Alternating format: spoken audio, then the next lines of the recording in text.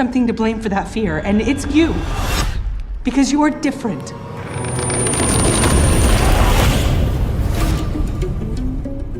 Perfect. Hi, Albert. I love your background, obviously. Thank you. How you doing? Great. Awesome. Well, I watched In the Fire actually this morning, and I was Oh, it's good. It's great in the morning over a cup of coffee. exactly, and it was I was so floored with it. I love the fact that it Right. hits science versus religion, and it has this kind of supernatural edge to things. And I mean, even the performances were so great in this. So great job on this. Great. I'm glad to hear it. Thank you. So my first question is, how'd you get involved with the project? So this was one, I'm also the original writer on the script. And as my wife told me recently, she said, Connor, your stories are always about exiles, people who are outcasts. And I sort of self-reflected and I was like, oh yeah, I guess you're right. I I don't know, I find myself that works its way into my scripts, whether I'm intending to or not. I guess I had some formative years where I felt like a bit of an outcast myself, and that just comes through in the writing. And I like to take it to a new world and do some world building, and I love history, so that's why I kind of found this setting, which I call like the gaucho western in South America in the 1890s.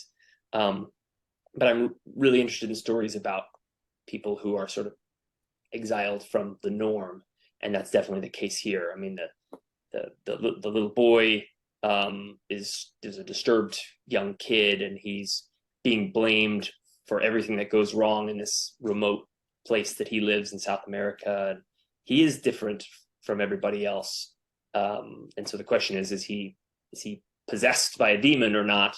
And of course, the local zealot priest, who's trying to do the right thing for his community, thinks that he is.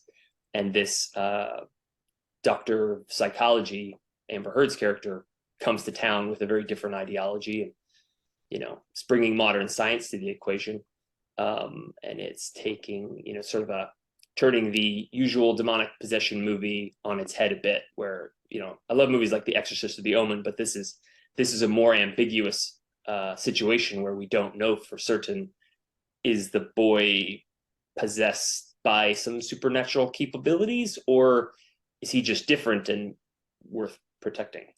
Exactly. And, you mentioned Amber Heard. I think she did a great job on this film.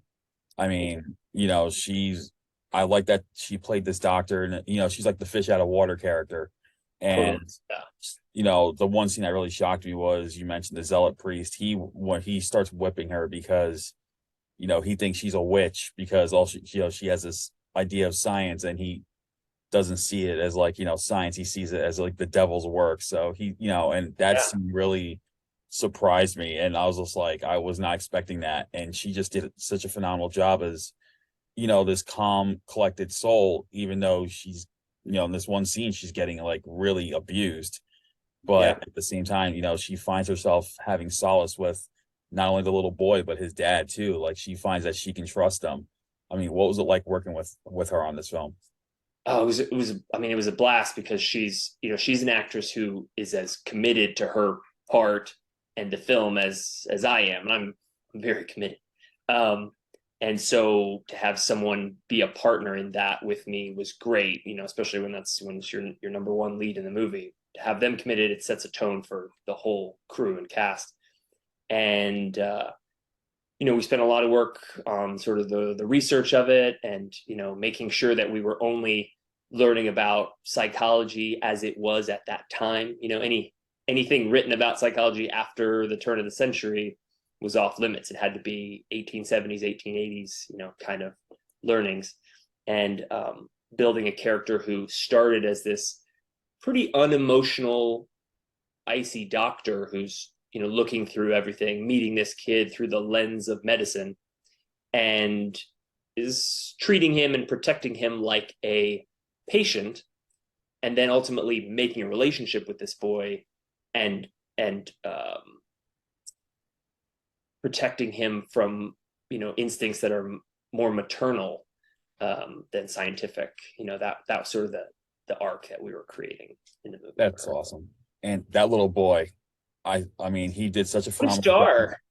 I think if he continues acting as in his adult years, he's gonna be a star. I mean, I sure hope I hope he chooses to do so, and certainly think he has the capabilities.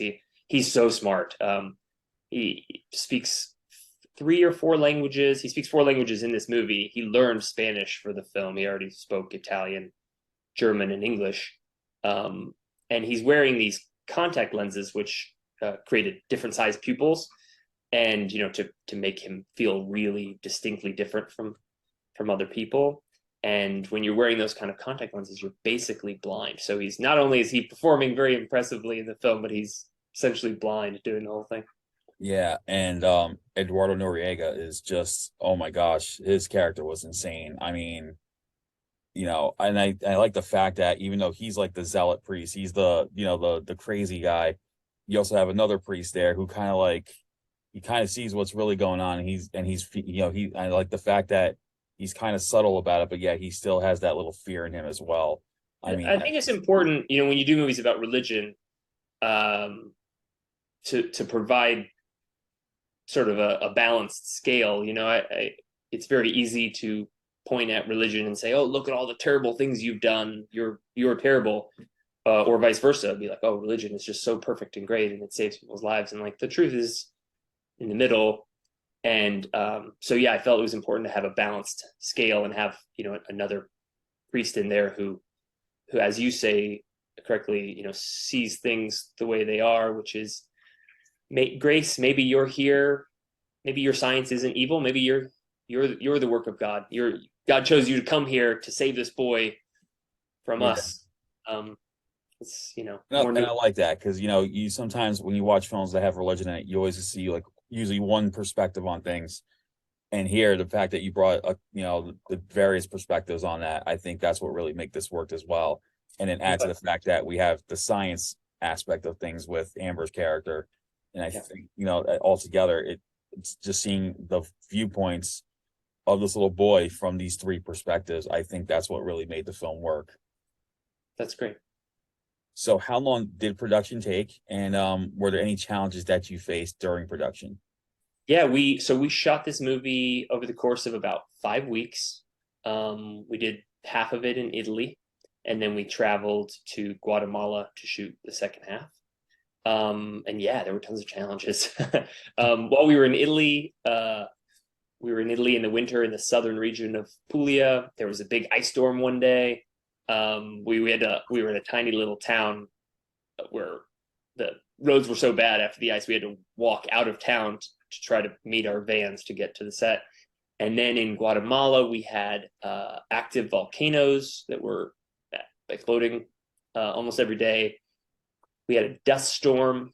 We were shooting one day on a plateau, big dusty plateau for the cemetery scene, and it was just wildly windy and just blowing this dust in everyone's eyes. But the actors, they can't wear any protective sunglasses or anything during the scenes, so Amber was just, by the end of the day, 3 or 4 o'clock in the afternoon, she's just like in between sets, she's just crying, not from pain per se, but just like so much dust in her eyes.